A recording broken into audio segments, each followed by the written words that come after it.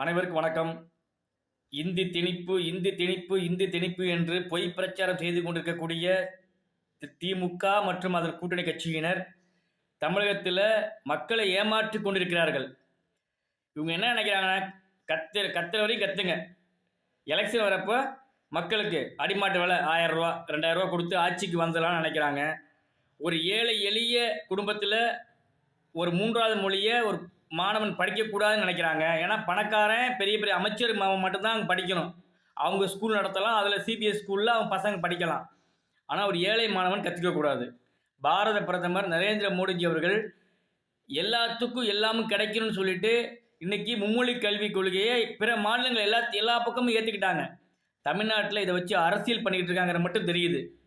கண்டிப்பாக தமிழ்நாட்டில் இது வச்சு அரசியல் நாங்கள் பிடிக்கிற முயலுக்கு 3 காலுங்கிற மாதிரி தமிழக அரசியல் ஒரு மத்திய அரசு கொண்டிருக்கக்கூடிய புதிய கல்விக் கொள்கையை ஏற்றுக்கொள்ள முடியாமல் கருப்பு பெயிண்ட் டப்பாவை எடுத்துகிட்டு அலைகிறது, ஹிந்தி மொழி அழைக்கிறேன்னு சொல்லிட்டு ரயில்வே ஸ்டேஷனு போஸ்ட் ஆஃபீஸ்னு அலைகிறது.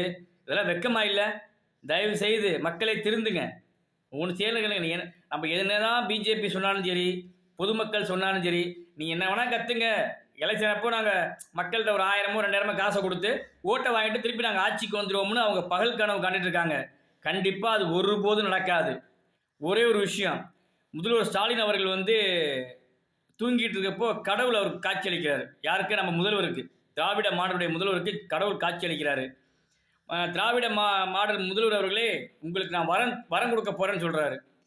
உடனே முதல்வர் ஸ்டாலின், எப்பா நானா, எனக்கு வரம் தரீங்களா அப்படின்ட்டு கடவுளை கேட்குறாரு. ஆமாம் சொல்லுங்கள், என்ன வரம் வேணும்னு கேட்குறாரு. அதுக்கு முதல்வர் ஸ்டாலின் என்ன சொல்கிறாருன்னா, 50 ஆண்டு காலம் நாங்கள் திராவிட ஆட்சியை நாங்கள் ஆண்டுட்டு இருக்கோம். தொடர்ந்து என்னுடைய மகன் உதயநிதி, என்னுடைய மகன் இன்பநிதி, மகளுடைய மகன் பேரன் கொல்லிப்பேரன் வரை நாங்கள் ஆளணும்னு அவர் சொல்கிறாரு கடவுள்கிட்ட.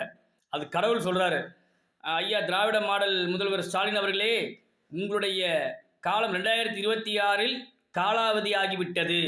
திராவிட மாடல் 2026 காலாவதி ஆகிவிட்டது, எக்ஸ்பிரி டேட் ஆயிடுச்சு, அதற்கு வாய்ப்பு இல்லை அப்படின்னு சொல்கிறாரு.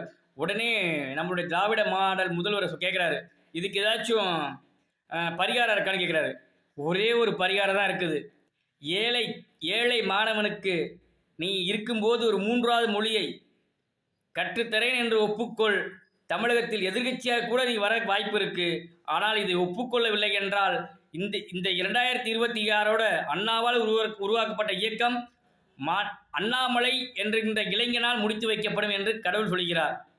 ஸ்டாலின் அவர்கள் தெரிந்து கொள்ளுங்கள்.